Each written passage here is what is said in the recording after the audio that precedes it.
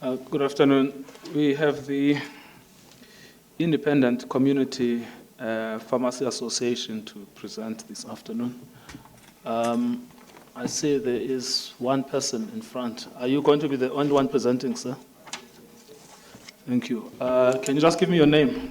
My name is Ngcukaitobi Komapi. Komape. Ngcukaitobi Komapi. Komape, okay. You Mr. Komape? Yes, Chairperson. Mr. Komape, we need to take your oath. Are you happy with an oath? I'm comfortable, Chairperson. Thank you. Will you say after me, I, and your full name? I, Ngcukaitobi Komapi, Do hereby swear do hereby swear that the evidence I'm about to give that the evidence I'm about to give shall be the truth, shall be the truth, the whole truth, the whole truth, and nothing else but the truth. and nothing else but the truth. Will you raise your right hand and say, so help me God? So help me God. Thank you. We have received a written submission from your association. Thank you very much. It has goes up to 19 pages, signed by your chairman, your deputy chair, and your CEO. That is correct, Chairperson. But I presume you are fully briefed to speak on the contents of that presentation. Yes, that's correct, Chairperson. All right. Thank you. But I also say there is something else that has been given to us. It's a PowerPoint presentation. Yes, at the time of submission, there are other matters that were not submitted into the office, so I thought that it might be fit for me to present them orally. All right. Those are the additionals. So what are you going to do? You're going to follow your PowerPoint presentation? Yes, Chairperson. All right. Thank you. You may continue. Thank you, Chairperson. Thank you for the opportunity. I want to extend my sincere gratitude to the Commission and to also give thanks to those that have already presented before the ICPA. At this moment, Chairperson, I just have a small preamble to quickly go through so that I can then go to my presentation. Yes, sure. Carry on. It gives me great comfort that at last we are able to present before a well-structured commission matters that have been skewed against the professional pharmacist for more than 2 decades. Section 59, which is a well-meaning piece of legislation enacted to bring amicable, just and reasonable solutions or mediation to any possible disputes or errors that might arise in the course of dispensation of patient care. It has now been perverted by schemes into a tool of oppression where professionals, particularly in this case pharmacists, are being demonized and they are being bullied into submission, and they are reduced into crooks, thieves, and dishonest people deserving of no respect from society. This leads to their marginalization from the health economy, and therefore they are sentenced to depression, and in some cases and in some instances, even to death. It is true that schemes have become the law unto themselves with no one to really straighten them up or keep them in check. That meaning to firmly regulate them, e.g. enforcement of verdicts that were found against the schemes.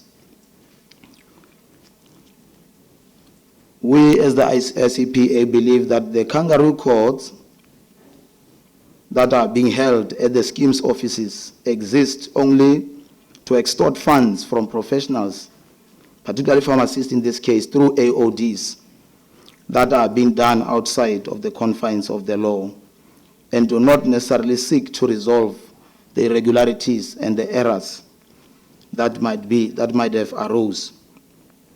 The status quo, Chairperson, can be allowed to continue 25 years into our democracy. An atmosphere of terror, fear, intimidation, and discrimination has been cultivated by the schemes through their forensic units, who have to justify their existence by extorting funds from the unsuspecting service providers like pharmacists, and therefore alienating the independent pharmacists, and other healthcare providers into the periphery of the economy. The audits that have been done by the schemes are also being done by unqualified people that we believe are not really knowledgeable about the intricacies of our profession of pharmacy, the intricacies involving the medication, the generics, and all the things that are related to practice of pharmacy. But those are the people that have been said to be auditing. We are very keen to find out the qualifications of those auditors or their credentials thereof.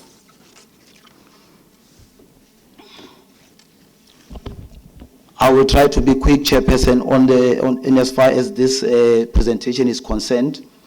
We have just taken a few examples of some of the cases. We have not compiled everything that we have come across as unfair practices against the pharmacists. ICPA, if I may introduce it, is a non-profit organization acting in the interest of independent pharmacy owners. It represents 1,100 pharmacy owners, 2,500 pharmacists, 20,000 support and healthcare personnel. The ICPA membership represents arguably the largest pool of professional services, the healthcare sector in South Africa, with a substantial reach into both urban and rural South Africa. ICPA's key imperative is the right to a quality healthcare service for every citizen. If I may introduce the board quickly, the Chairperson, the ICPA Board of Directors, that is the composition. From the far left is Mr. Mebu Kasim, and we have followed by Mr. Mkhulukulu Pacha, followed by Simone Extien, and followed therefore by Pauline Randles, followed also by Mr. Rakesh Daya, and myself, Khabu, and our chairperson, Mr. Mutli. ICPA's geo spread is across the whole, all the 9 provinces of our country. We are represented in all the provinces. The spatial arrangement of our pharmacies are such that we believe we reach almost every community that is existing in this country. All the major cities and towns are covered, the suburbs and the semi-suburbs, and the deep rural were existing there. We have got long operating hours, often 7 days a week, and we do also home delivery services. Pharmacists are invested in the communities that they are serving through employment that they create in those particular spaces. We are often the first point of call for the primary healthcare services in those communities. The ICPA objective is to assist and support its members in securing a sustainable and successful future as independent owner-managed pharmacies. In addition to this, the ICPA strives to foster an understanding of the role of that independent pharmacies can and do play in delivering important healthcare services to the communities that they serve. ICPA members are committed to a high-quality pharmaceutical care and the restoration and maintenance of the health and well-being of the consumers. The non-compliant patient behavior is abbreviated NCB.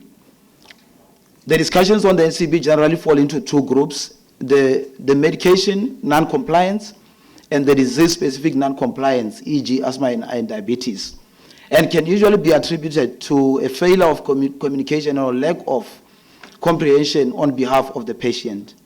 Despite the abundance of clinical effective prescription medicine for the treatment of chronic diseases, achieving optimal clinical goals remains elusive.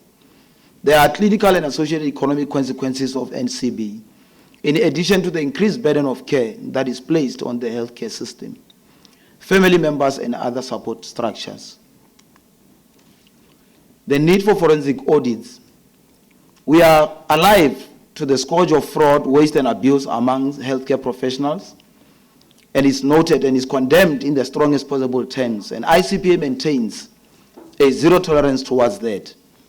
Forensic audits needed, however, they needed to be fair, that they should be transparent, that they should be unbiased.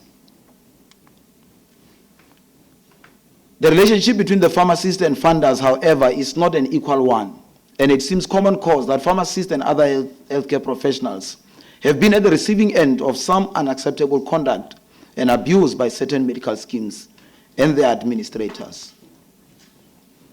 unacceptable reporting.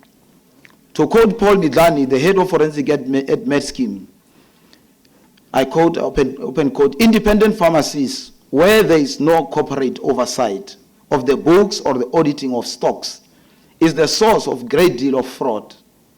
And that was emphasized, Midlani says. They also tend to be under pressure as the big chains steal away their customers, and so more likely to dabble in fraud. That is an article that we took from the Business Insider of March 23, 2018. Forensic auditors identify pharmacies that they flag as outliers, meaning they seem to be behaving outside of the norm. When pharmacies are profiled using their sophisticated analytical tools, whilst it is acknowledged that this is an unreasonable starting point for an investigation, outlier pharmacies... Not an unreasonable starting point. Yes. Chairperson? Your presentation doesn't say this is an unreasonable. It says this is not an unreasonable starting point. This is not an unreasonable starting point, sorry, Chairperson. For an investigation, it's okay. Outlier pharmacy payments are withheld even before an investigation has begun, purely on suspicion of alleged fraud or irregular claims.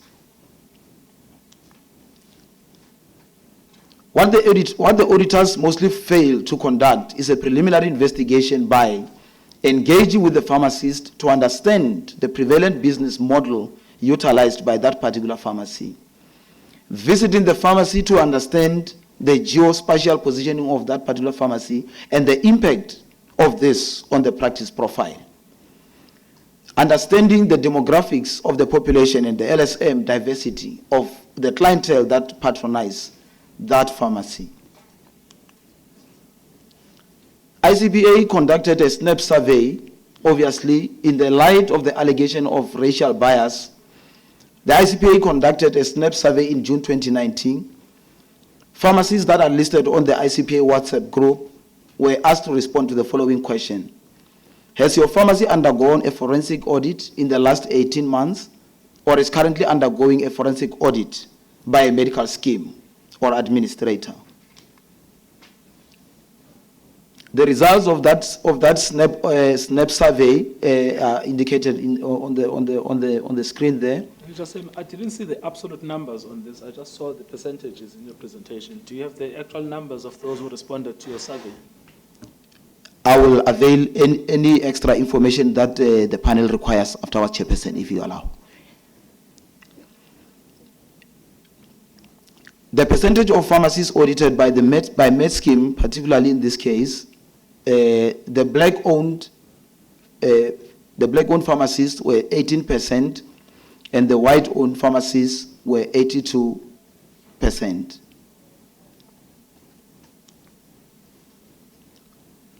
Percent of pharmacy ownership by race.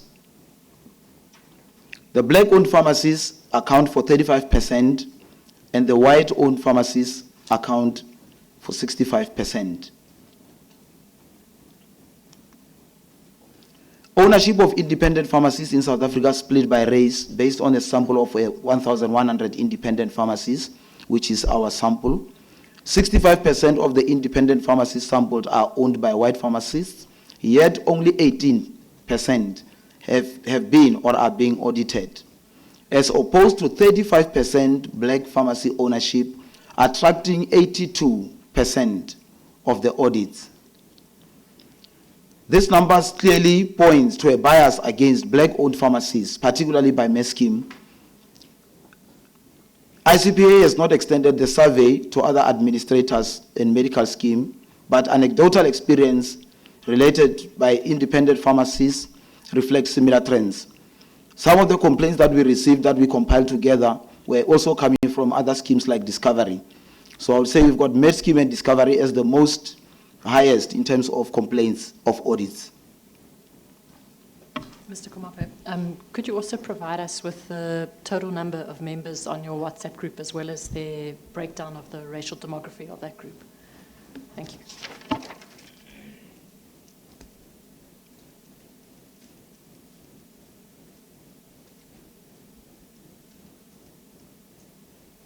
I mean, if you look at page 5 of your presentation, and so trying to get the absolute numbers. Yes, Chair. In the second paragraph, so figure 2 above illustrates the ownership of independent pharmacies in South Africa split by race based on a sample of 1,100 independent pharmacies. I don't know what that means. Our membership is about 1,100 independent pharmacies. So what is the sample? The sample that they took, it is not the total number of those pharmacies. It's a sample out of 1,000? Out of 1,100 pharmacies. There was, it was not easily feasible for us to reach all of them in terms of the survey. Although we sent the survey, we noted the response that it was not full 1,100 that responded. It's a sample of what? We sent to the whole 1,100 the question, yeah. But the response that returned, it was not all the pharmacies that responded. But how many responded? I will provide that information to the panel, Chairperson, if you allow. All right.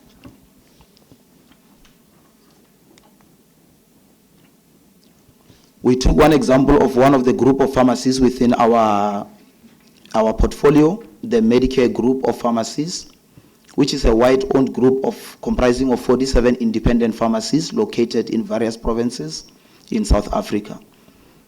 Each pharmacy trades under a unique name, and it is not always apparent from the pharmacy name that it belongs to the Medicare group or that the pharmacy is not white-owned. 8 of the 12 audits that were and are being conducted on pharmacies have African names. Tusanang Pharmacy and Wopilomed Pharmacy being audited more than once in the same year, albeit by different administrators. Most of the pharmacies from this group that are targeted are in Limpopo. It is noteworthy that the ownership of pharmacies in Limpopo between blacks and whites is roughly split 50-50.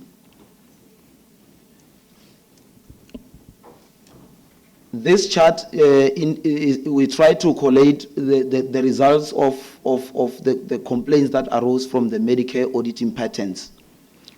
All the pharmacies that were carrying African names and they were in different provinces were all audited. And all the pharmacies that were carrying a white or African's name were not audited except for one. So that was to us an indication that there is bias towards the African named pharmacies with a belief that they are probably owned by black owners or black pharmacies.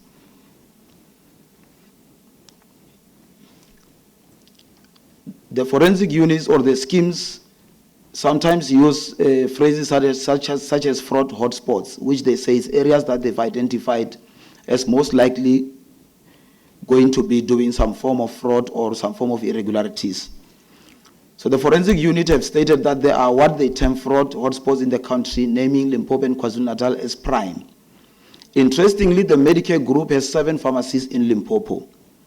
Mr. Kumapa, sorry to interrupt, but can you tell us just how you make the submission?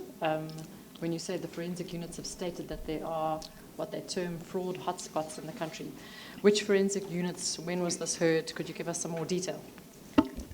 On behalf of our members, when we receive complaints of auditings and forensic unit harassing them, we sometimes engage directly with the schemes. And in the course of those engagements, certain information starts to come out, and they indicate that when we ask, how are you conducting these forensic units, and how do you actually choose which areas to go to? They indicate sometimes to say, for example, I'll give you Limpopo is a hotspot. We note that. If they say KwaZulu-Natal is a hotspot for fraud, we note that. Therefore, when we then collect our notes, we are able to say, these provinces that have been named as hotspots, we therefore need to go and look at our members in those areas and see exactly what is going on, so that we can be able to reach deeper than what they're actually being alleged. So in this particular example, it is interesting that Medicare Group has 7 pharmacies in Limpopo as a hotspot, and 4 of those pharmacies are bearing African names, and 3 are bearing non-African names. All of those pharmacies trading on African names were audited, and only one non-African named pharmacy was audited. Our belief was that because Limpopo is a hotspot, all those 7 pharmacies should have received an audit, and not the predominantly the African-bearing pharmacy names. And where are they located? I mean, we had evidence earlier that sometimes there's an overlap between geography and what they call an outlier. So, I mean, so the one explanation could be, I don't know what the explanation is, it could be that this was an outcome of geographic identification of outliers, and that the fact that they had African names was an accident. So, apart from the fact that these are pharmacies bearing African names, what else do we know about them? The other information that we know about these pharmacies is that they are following the same model of trade as other pharmacies that are falling within the group of Medicare. So we believe that if all those other pharmacies that are in urban areas and in cities and towns are not being audited, but they all follow the same pattern of claiming in terms of modalities and the order and the model of... Sorry, Mr. Ngcukaitobi. You see, if you have 2 pharmacies in one street in the middle of Polokwane, Pharmacy A is audited and Pharmacy B is not audited, and Pharmacy A has an African name and Pharmacy B doesn't. You know, so I can understand your point there. But if you have Pharmacy A in Polokwane and Pharmacy B in Leboakgom, and the pharmacy in Leboakgom is investigated and not the one in Polokwane. So the one explanation could be because you are geographically located in a village or in a small town, the of claims are not going to match those that you find in the city. And so the reason why they're investigating those is because they're an outlier. We now have a sense of how that is determined. So that's why I'm trying to press you to give us more details rather than saying, look at the names and therefore conclude that there's racial profiling. Thank you, Chairperson. I think I can explain, maybe for the lack of a better word, we have used an outlier there, not necessarily meaning the pharmacy that is staying outside or in the furthest part of the town. An outlier in terms of the claiming patterns within pharmacies across the country. So let's say, for example, their tools of analysis are informing them that an average pharmacy claims so and so number of medications of this particular type in this particular times. These are the average amounts. If you then go maybe beyond, let's say if it's 50 and you are on 70 as an example, you are termed an outlier in terms of you are outside of the parameters. I accept that. I'm not disagreeing with you there. But I'm just trying to look at this. You've given us 7 examples, right? Yes. And you say that the 4 that had African names were investigated and the 3 with non-African names were not, right? So I just want to know, out of the 4 that had African names, what else do we know about them? Where are they located? What are their claim patterns? I mean, the things that ordinarily would give rise to an investigation, so that we can make sense of your presentation about whether this is about race or it's about other factors. Thank you, Chair. I would just give examples. For example, those pharmacies that are in African names, they are in Polokwane, which is the city, and some are in Zanen, which is a town. And they are all bearing African names. Those that are not bearing African names are also within those areas of Polokwane and Zanen. So we believe that if auditing was being done fairly or totally within a hotspot, which is Limpopo, all those pharmacies should have all been audited. Sorry, which ones are these in your presentation? Is it the one at page 6 or the one at page 8?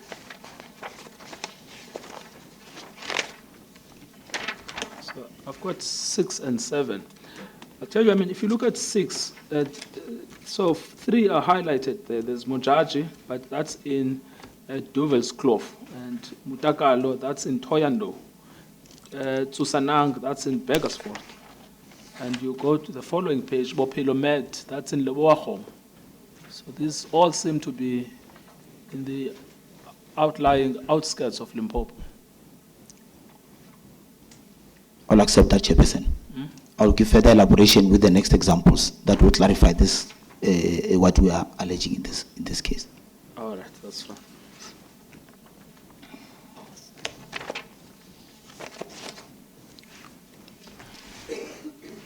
The fine imposed on Mutakalo Pharmacy for entering the incorrect doctor's name on the claim is a rather weak finding. Such instances are often the results of data capturing errors and not a deliberate attempt to defraud the scheme, as it is being alleged. Which means the prescription is in front of a pharmacist. Instead of putting the right doctor's name, the pharmacist put a different doctor's name, but gave the right medications to the client. According to the scheme, if such an error is made, it is not something that they take to say it is an error that should be corrected, but rather it gets classified straight away as fraudulent activities. Groblersdal Pharmacy, the pharmacist found that the audit finding was far too resource intense to challenge and resigned to accept the fine imposed on the pharmacy, simply to get this unpleasant saga behind them so that they can get on with the business of caring for their patients. The audits that have been done, if I may bring context there, Chairperson, they would ask for information that dates as far back as 3 years, and in an average pharmacy, 3 years of records, it is not something that one can just peruse over 10 days. Now, if you submit all the invoices or to the best of your ability, but there is still a small discrepancy still showing, you are also going to be classified as a fraudulent practice. And therefore, they will impose a penalty upon you. And those penalties, they range between 15,000 to about 1 million, depending on how much they believe that there was irregularities. Horizon Pharmacy. This pharmacy was found guilty of pre-dispensing. This is not an uncommon practice in pharmacies when dispensing high-cost items, such as biologicals, medicines that cost thousands of rands to acquire. Pharmacies do not normally keep these items in stock, but order them based on need. How this practice is deemed irregular or fraudulent boggles the mind. Pharmacy Direct, as an example, is a MedScheme sister company and the sole designated service provider for many MedScheme administered schemes. It pre-dispenses, and yet MedScheme Forensics find no fault with that practice. Can you just explain to us what pre-dispensing means? Pre-dispensing means I know that so-and-so patient will be coming to my pharmacy for their normal routine collection of their chronic medicines. Maybe I've set a routine reminder. I know that on the 25th they must come in and collect that medicine. I will put in a claim on a day before the actual day of collection. And you will know that at the time that I'm putting in a claim, the patient is not in the pharmacy. However, it is an arrangement that normally pharmacies enter into with their clients to expedite matters like those kind of items that are expensive.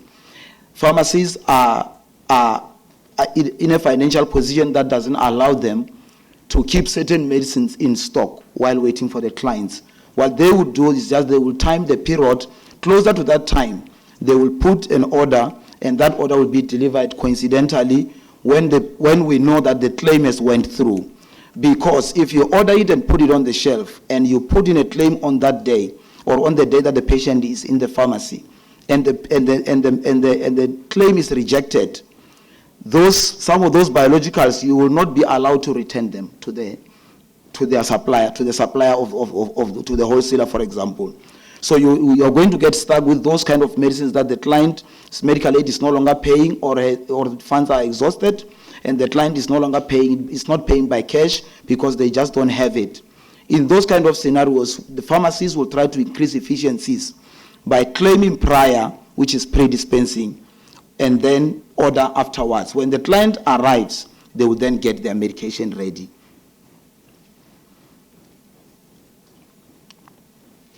I will explain it further with another slide coming. The selection of this pharmacy for an investigation and audit is an interesting case. The pharmacy was in the Cape Gate shopping mall when it was audited. It was at about the same time that the DISCAM had applied for a pharmacy license to establish a pharmacy in the same mall. DISCAM is the preferred partner of Discovery Health.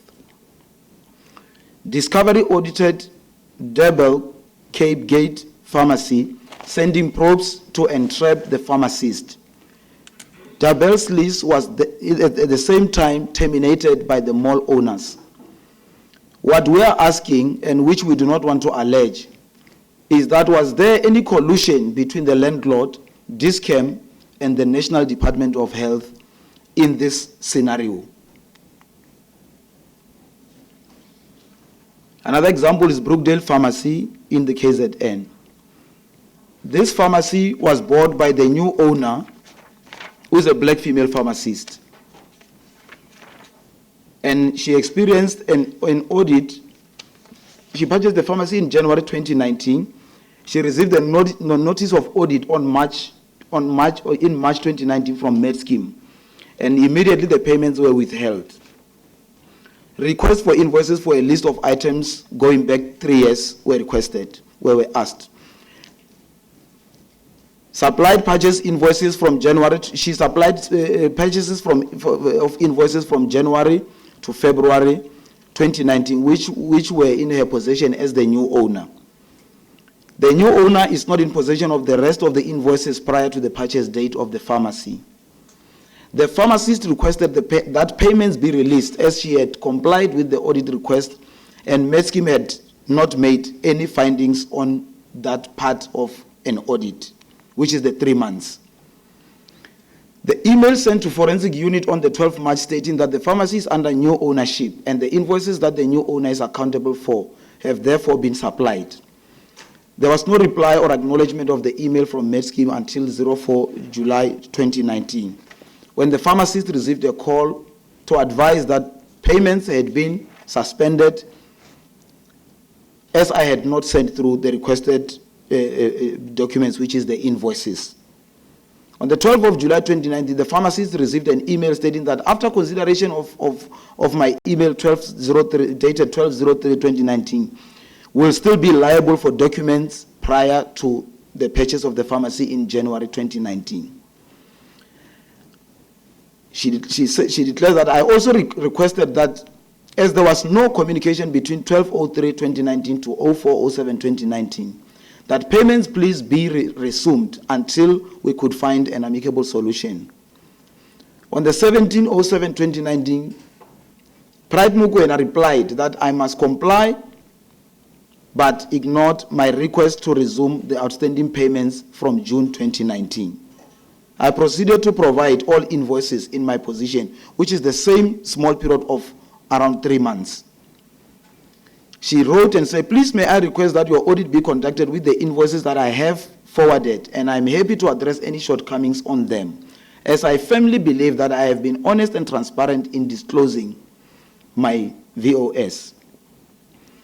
May I also humbly request that payments outstanding from June 2019 please be released in the interim, as this is adding a heavy financial burden in payments to my suppliers and staffing.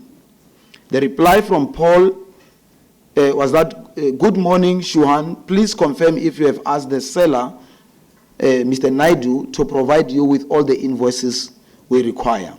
The pharmacist's response was yes. Initial email 12/03/2019 was forwarded to Mr. Chris Naidu. He contacted me to advise that the documents were removed from the premises by the previous staff and the RP, which is the responsible pharmacist of the pharmacy, and is unable to provide much assistance as he is not able to contact those people. I alerted him to emails and communication as of July 2019 with MedScheme, and he again offered the same response. I have opened new accounts with suppliers, so I am not privy to previous history of his purchases. Which means if she was going to be able to ask from the suppliers that Mr. Naidu was using, she could then do so and ask for those suppliers to give assistance in terms of the invoices. Please be assured that should you wish any further review of services provided as of 01/01/2019, I'm in full capacity to assist. The reply came from Paul Midlani. He said, thanks, Shuhan. So how do you suggest we proceed with the audit of 2018 claims? The law requires proper records to be kept. For example, how are you going to declare the tax for the business? Mr. Naidu should have made you aware that he could be contractually liable to you if he sold the business under misrepresentations. Please engage with him again and insist on his full cooperation. Alternatively, please provide solution as to how we can proceed with our audit. If there were historic false claims, the practice would remain liable. So it remains imperative that we receive proof that the medicine claimed for was indeed purchased. Our question in this case is that why is it the new owner's responsibility to track the previous owner and request the purchase invoices? We believe that the previous invoices and the previous purchases should have been requested timeously, that the previous owner was still in charge of the pharmacy. He would have been in a position to supply those invoices. Failure which, if there is any findings that were made, the new owner would have bought the pharmacy with the full knowledge that this pharmacy has got issues with the medical scheme and so on and so on. Then she would have exercised her prerogative to either continue the transaction or not. So she asked, why are payments withheld when there are no adverse findings with the new owner practice audit, which is the 3 months that she supplied? We believe that this is a blatant bullying and abuse of power by MedScheme. Our advice to the new owner was she needed to engage amicably with the scheme and explain that she only took over now, but will try to assist to get the previous owner, but to make the scheme aware that she is not the one to be actually held responsible for all the previous activities of the pharmacy. The penalties imposed on pharmacies. Medical schemes and administrators impose AOD, which is acknowledgement of debts, on pharmacists. The values range from over 1 million rands, from 15,000, if I may put it that way, to even over 1 million rands. When pharmacists challenge the audit findings, that the forensic unit will reassess the audit, and invariably the figure sometimes may reduce. The forensic agents badger the pharmacists into submission by obviously bringing them to the offices and showing them the consequences that are going to arise if they don't accede to the AODs. Sorry, Mr. Kumape, is there underlying evidence for these statements of the amounts, the values of the AODs, and the badgering of the pharmacists by the forensic agents? I would answer and say yes and no. Yes, because when the pharmacists are complaining to the office of ICPA regarding all these activities, we always advise them not to sign the acknowledgement of debts. But when you dig deeper, you find that the pharmacists are now, they were in a position of weakness, and they actually entered into what we told them not to enter into. Now, they don't always disclose and bring forth every other evidence that they have already entered into. But I believe the office has got a few where the acknowledgement of debts have been signed, which will be supplied to the panel. Can I ask you something about what you said earlier? I don't know if there is evidence of any collusion between the Department of Health and Dis-Chem and the owner of the mall, which led to the removal of one of your members from the mall. But I want to ask you whether or not it is part of your submission that the ownership of Discovery of Dis-Chem results in a particular form of bias against independent pharmacies in favor of Discovery's financial interests via its ownership of Dis-Chem. See, the reason I ask you is because I don't know what you want us to make about the statement about collusion whether or not your suggestion is that your belief is that Discovery favors Dis-Chem because it owns Dis-Chem to the prejudice of independent pharmacies. Our submission, thank you, Chairperson. Our submission on that matter is a question. We deliberately stayed away from making an allegation which we have not really researched. But when we have noted the coincidence of the order of how things occurred in that particular instance, we believe that because we know of the long-standing relationship of Dis-Chem and Discovery, it is to Discovery's favor to have Dis-Chem enter that particular mall at the expense of the independent pharmacy. Because there is belief, general belief, that independents are not to be trusted, I believe that it was going to be a better scenario for Dis-Chem, for Discovery, to have a pharmacy like Dis-Chem there, rather than an independent, which might be susceptible to fraudulent activities in terms of their line of thinking. See, it was not Discovery that said that independents are not to be trusted. It was MedScheme, head of forensics, who said, well, it didn't say that they are not to be trusted, but it said there is likely to be a higher incidence of fraud among independents. And the reason for that is because independents are financially compressed, and the space is being squeezed by the larger chain pharmacies, so Dis-Chem being one of the examples. So I'll still go back to the issue. I mean, what exactly to make us, what is the point you're making about, are you saying that there is a potential, I'm not saying that's what happened, there is a potential that because of the proximity between Discovery and Dis-Chem, that could operate in turn to the detriment of independent pharmacies? That is correct, Chairperson. Now, insofar as the view that is expressed by Paul, is this Midlane or Midlane? Midlane. All right, so in relation to the view expressed by Paul Midlane, who says that, I mean, unfortunately, you've only given us one sentence. We don't know the full context in which he made that statement. We will have to read the full context. But if we just take the narrow statement that you have extrapolated, his view is there is likely to be a higher incidence of fraud in independent pharmacies because they're facing more stringent financial pressures than chain pharmacies. I mean, that sounds eminently reasonable. That's the position. I'm not saying, I think the fact that they are susceptible to financial pressures must be accepted. The question whether or not they will resort to fraud in order to counter those financial pressures, that's a different issue, which might require evidence. So what's your gripe with that statement? Our submission on that statement, Chairperson, is that we believe this is the kind of prejudice that the independent pharmacy always suffers. The predetermined thoughts of certain people in high positions within medical aid schemes view independent pharmacies as almost already being susceptible to fraud, and actually being sort of presented as the ones that are likely to be fraudulent. We have not seen any evidence of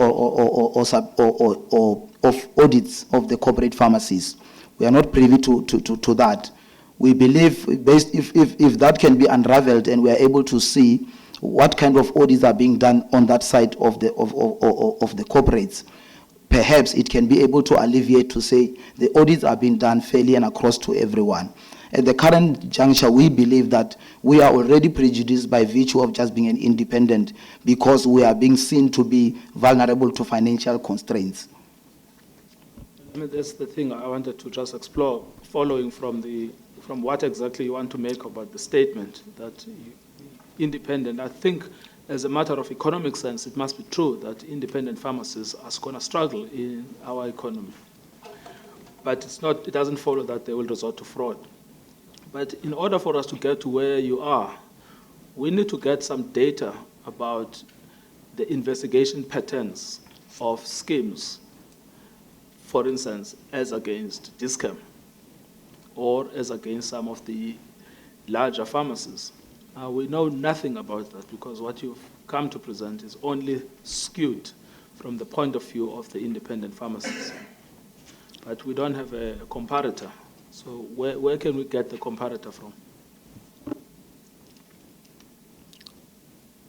It's a good question, Chairperson, because we, as the independent pharmacists, are not privy to any investigations that would happen into corporates or other chains.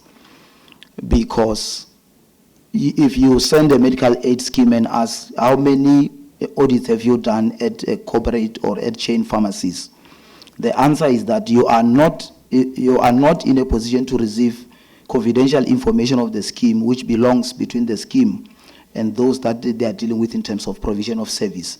So you will be overextending your request, your hand in terms of request to want to find out what could be the statistics on that side. I believe the Commission perhaps can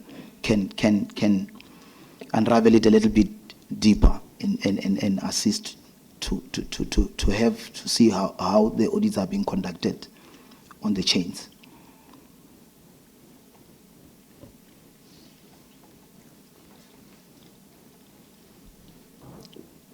I was still on the penalties that are being imposed on pharmacies. Sorry, I just want to come back to this thing so I make sure that I understand it. So you could have potentially three kinds of complaints. So the one complaint is that there is an uncomfortably close relationship between Discover and Discam. That's a distinct complaint. The other could be that in the industry, there is a bias against independent pharmacists, which favors what you call corporates, what I call chain pharmacies. And those two still do not give rise to racial profiling. There could be a third complaint that where independent pharmacies are the subject of investigation, the blacks tend to get a higher proportion of focus. But I don't know if that is one of the complaints that you are making, because you've given us 1,100 independent pharmacies. I don't know out of that how many are black and how many are white, and whether from that pool it's easy to discern whether there are practices that are racially biased. If I may just sample from one of the previous slides, we are sitting at around 65% white-owned and 35% black-owned.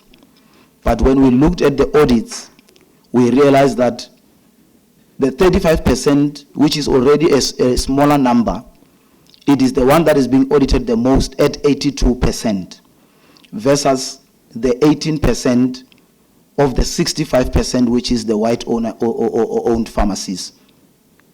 I don't know if it clarifies. It goes to the further information that I was asking for as well. So just to make sure we are clear, the 1,100 pharmacists, is that the WhatsApp group membership on which the survey was conducted? Yes, that's all of them. And okay. So our composition is 65-35, 65 being white, 35 being black. Our belief was that when you audit, we should find that a larger number of the 65% is the one that is receiving audits. But instead, we find that it is the other way around. The 35% is receiving 82% of audits versus that one.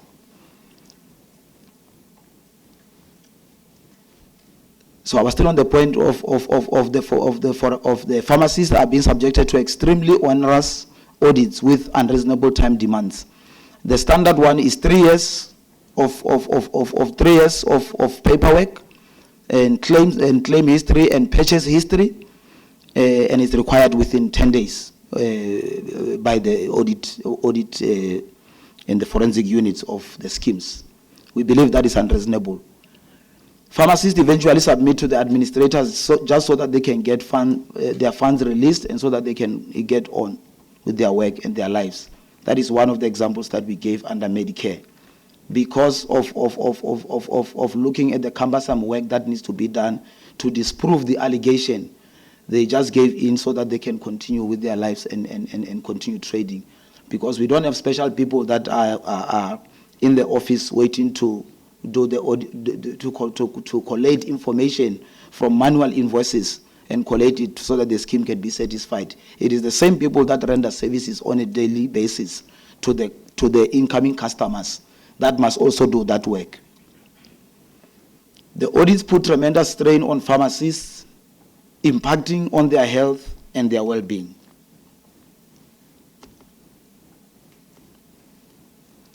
The audit process shortcomings.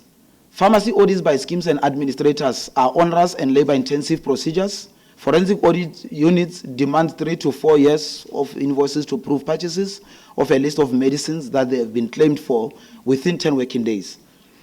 Auditors list the names of medicines, but they do not state what strength, pack size, or NAPI code that is required. So you just have to collect each and everything that is having that particular name, irrespective of strength or pack size or the NAPI code. An example is that an Ecotrin, which is a blood thinning product, it exists in 50s as well as in 100s. The number of strength and dosage forms is 1, and the number of lines, which means the invoices that are required for Ecotrin will be 2 per that line item. If it's Cresto, it will be 4 lines per that particular item because of 4 strengths of the molecule. If it's Panamo, you are looking at 22 lines, which means all the Panamo strengths, you then need to go and dig up 3 years or 2 to 4 years within 10 days and submit that information. Otherwise, payments will immediately be withheld. Reasonable request. Is it a reasonable request? Pharmacies purchase stock via several channels, some from several wholesalers every day, at least twice a day. Pharmacy buying groups are also a way of buying. And also borrowings, inter-pharmacy borrowing is also a phenomenon that is there in pharmacies, as well as they buy at several manufacturers directly. A typical small to medium-sized pharmacy will handle thousands of invoices each month. At a very conservative estimate of about 2,000 invoices per month, a pharmacy would have therefore amassed 70,000 invoices in a 3-year period. That is which will be required to be sifted through manually to bring out the invoices that are required for auditing purposes. The key points of contention: the racial profiling of pharmacies and the targeting of black-owned pharmacies and pharmacy operating in predominantly black locations.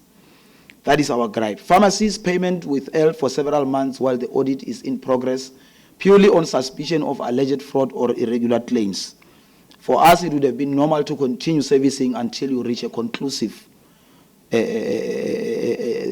indeed there is a problem.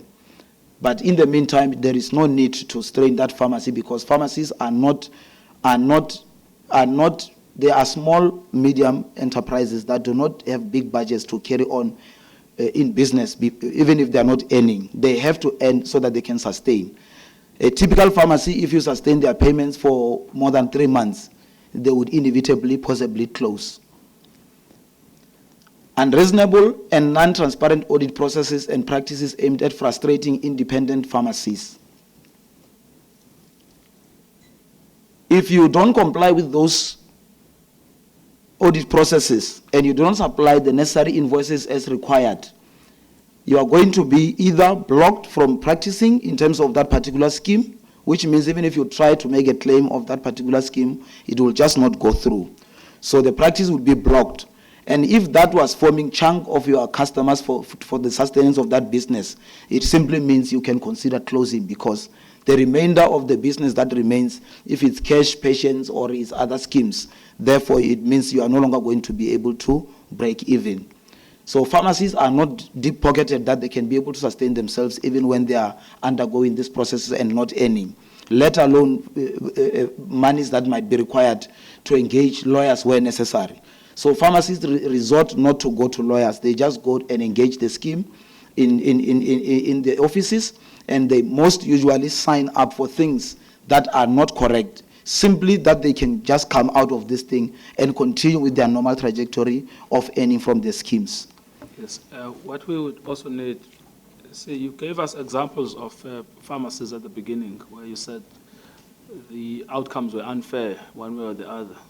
So we would need those specific files of those pharmacies. Now, what you've just said now is also important, where you're saying that someone is unfairly subjected to an investigation, in order for them to make sure that they can continue their business, they then sign up and they confirm that we will pay the scheme.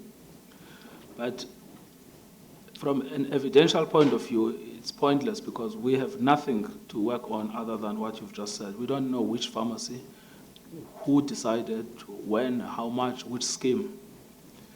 Now, do you have actual examples of pharmacies that have come to you to complain as your members that I was unfairly targeted, I signed an acknowledgement of liability, but I should not have signed it because I was actually innocent?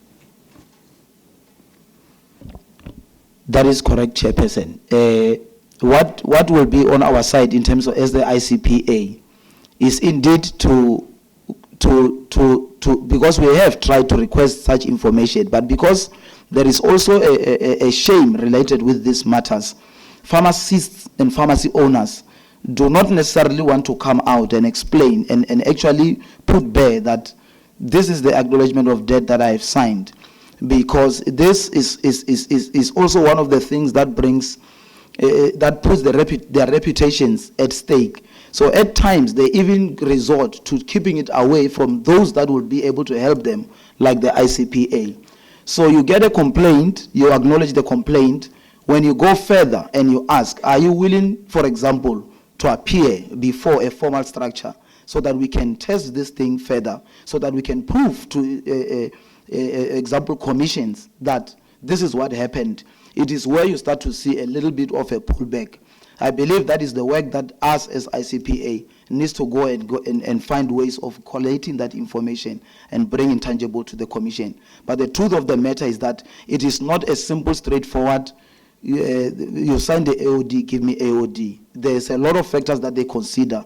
Also, they look at, say, if this AOD, I release it to the ICPA, and the ICPA start contesting the medical scheme with that AOD, it simply means I can also immediately be closed up from the point of trading again, because then I have now disclosed what was supposed to be a private deal between the scheme and the pharmacy owner.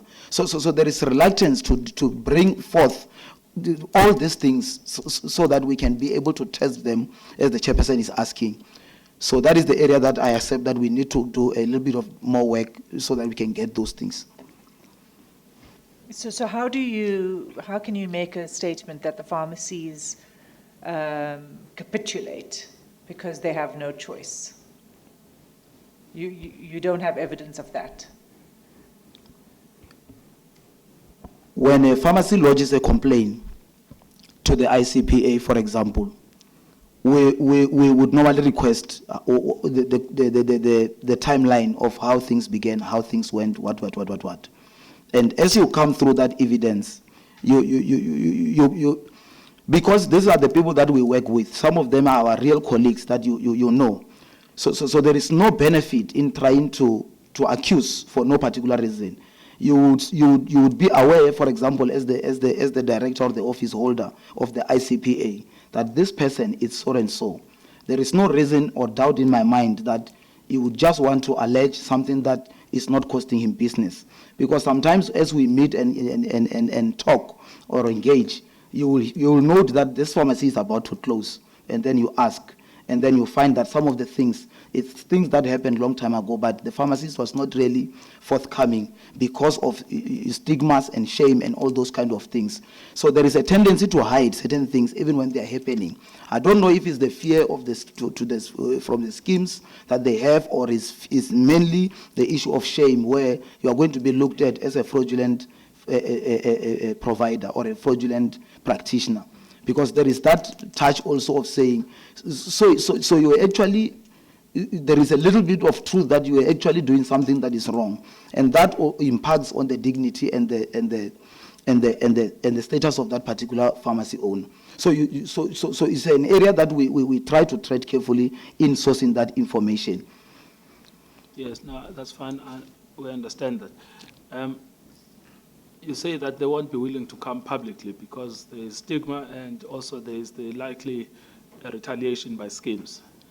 We've got a secretariat. They can supply the information to the secretariat. See, the problem that is being put to you is really the following. If you are a pharmacy and you sign an acknowledgement of debt, there are likely to be two reasons why you are signing it.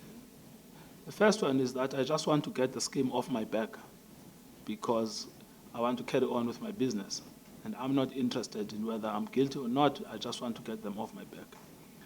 The other could be that you are in fact acknowledging that you are guilty and that you are simply trying to find a practical way of repaying the money. Now, the schemes also have rights in this commission. They are being accused. We will have to put to them that one of the accusations against you is that you are extorting money from independent pharmacies who have no recourse against you.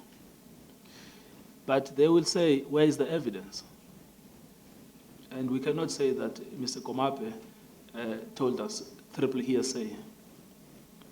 And that's the only point we're asking for this material.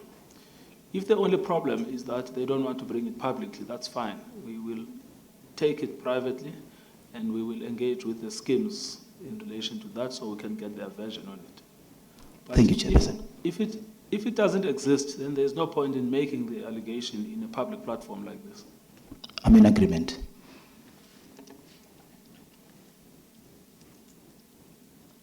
I was still on the point of the flawed audit processes and findings that allude to poorly trained forensic agents who have poor understanding of retail pharmacy and business in general. The other complaint is that the auditing people are not really clued up with many things. Some of the pharmacy owners will have to repeat or sort of explain by almost training that particular person that, yes, this is the generic of that, and this is this and that, and this means the same thing. So there is some educative part that the pharmacy owner must also deliver to ensure that the discrepancies that are being pulled must not disfavor them. So we believe that the auditors are not really up to standard. We would be interested to see what qualifications they hold.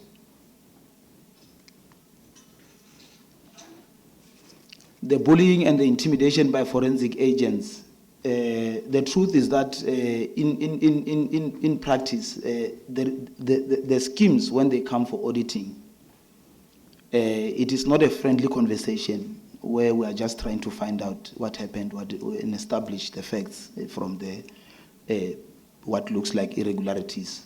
The truth is that it comes with a high-handedness where you indeed, as a practitioner, believe that it means you are already guilty of whatever that is become an allegation against you. I will not go too much into this sections 35(3)(h) of the Bill of Rights, which guarantees rights and so on, but I'll just read through, Chairperson, for the sake of the slide. The Section 35(3)(h) of the Bill of Rights guarantees for everyone the right to a fair trial, which includes the right to be presumed innocent at that trial. Schemes and administrators play judge and jury with pharmacists by finding them guilty and bullying them into submission. This is common practice, Chairperson, where you are being called into an office, you are shown an error, which you accept and you understand where the error occurred. Let's say there's an error that cost the scheme 20 rands out of a 100 rand claim. What you would expect is that because I've got an error of 20 rand and I'm genuinely seeing it and I acknowledge it, can I be given an opportunity to correct that 20 rand error? It is where the forensic agents will tell you that it doesn't work that way. 20 rands of 100 rand is 20%. Which therefore gets extrapolated to say, if 20 rands of 100 rand you have collected it unfairly or illegally or irregularly or wrongly, therefore, when we look at 3 years or since the inception of your claiming into our scheme, we are reasonable and to believe that 20% of all your claims are therefore payable back to us. That is not a negotiation, it is a statement that it will be put to a pharmacy owner. if you want to continue dealing with us, that you can continue trading, and we don't close off your practice number from helping our clients. Therefore, we agree that 20% we extrapolate it back, we calculate. If it reaches 1 million, that's what you owe. We will then talk about how you pay it, but we need to agree that 20% of all your claims are therefore irregular. We believe that it is incorrect and it is unfair. We believe the right way of doing it will be to bring each and every of those particular claims and their details that the pharmacist can acknowledge and see that indeed here they have claimed for a bigger bottle, but unfortunately it is a small bottle that the client actually got. Those are some of the errors that can occur where a 200 ml claim, a patient received a 100 ml claim. The patient can query it or the scheme can query it, but it's something that can actually usually be corrected within the pharmacy before even the client leaves. But because this one, it doesn't happen from the client that is a genuine client. It's an entrapment client. There's an entrapment agent who goes around and actually entices a pharmacy personnel. He will not go to the owner or the responsible pharmacist. He will go to the lower guys in terms of seniority in the pharmacy and ask for something that he knows very well that it should not be done like that. So those ones, if they fall into those things and they actually help that person, they collect those goods, go to the scheme, and then submit that this was claimed and this was actually given because I asked. Then when you investigate deeper, you then find out that the pharmacy lower personnel was actually enticed into engaging into something like that so that there can be evidence that will be provided to the pharmacy owner when he gets called to the offices of the schemes. Our belief is that if there is an error like that, there are several ways of correction before we can even talk about extrapolation of cost going backwards. We believe that it could be a genuine error unless if you say to me, I've corrected you 1, 2, 3, 4, you came back 5, 6, 7, 8. Not the first. We believe that there should be an opportunity for somebody to look and say, my staff is actually engaging in certain things that might put the business into risk, and start finding ways of actually putting more SOPs or more layers to block those kind of things. But in this scenario, you will not have that opportunity to correct anything because just that one incident, you are in and therefore you have to sign AOD or you will be excluded from the scheme transactions. I mean, on the recruitment issue, I mean, my understanding was that it's not as if they will take one claim and say there you've overcharged by whatever amount. What they will do is that they will do a sample of claims, and then based on that sample they will do the average and going backwards. But your evidence now is that they will take one claim and then average based on that one claim. That's not how I understood the practice to be. That is correct, Chairperson. Here I'm talking in instances indeed where it's one claim. One claim that had an error constitutes extrapolation backwards. This one is not a sampling. It's not the sampling method where they've sampled and they've collected that. They've got reasonable belief that because here, and there in different days or different times, you have committed the same thing. Therefore, it looks like a norm rather than a mistake. Here we're talking about where it is a single error that you are admitting to, but that is now going to cost you a backward payment through an AOD. We further submit that the audits add additional costs to pharmacies which many can ill afford. The additional costs that are incurred include additional staff, time, travel, logistics, and diluted staff levels in the pharmacy to try to continue to provide services to their clients. Invitation to the forensic unit to visit the pharmacy and conduct an on-site audit is being declined by auditors. You are requested to appear at their offices. Convicted cases. ICPA calls on the investigative panel to determine how many pharmacists that have been found guilty of fraudulent behavior and how many of these have been followed up through the normal course of the law either through the NPA, and successfully prosecuted through the courts. The forensic units are legally compelled to report this fraud to the authorities, but in our experience, they prefer to bully small practitioners and extract money from them to justify their existence, and then allow the alleged offender to continue to service their members, but also paying the AOD. Here we are trying to submit that the existence of those forensic units, sometimes some of them are outsourced. So when an outsourced company is doing a work like forensic, they have to really find evidence, because otherwise, if you keep on coming and saying clean audit, clean audit, clean audit, you are not justifying your existence in this chain of business. So it puts them in a corner where they have to find something. And it is in the quest to find something that the practitioners are just simply being bullied and harassed. And we believe that that cannot be right. Thank you, Chairperson, and the panelists. Thank you. I believe that there are no further questions from the panel. If that will be the end of your submission, we may, I believe you've given the Secretariat your PowerPoint presentation. I did so, Chairperson. Yes, we will be writing to you for further information, especially the underlying data of what you've been talking about. I think you've noted some of the questions we were asking. Yes.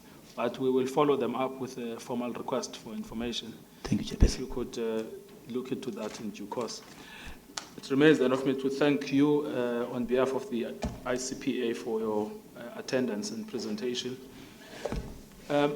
We will adjourn for the day and continue tomorrow at 10 o'clock with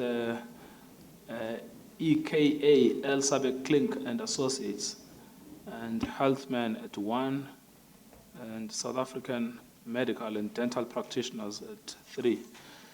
The hearing is adjourned.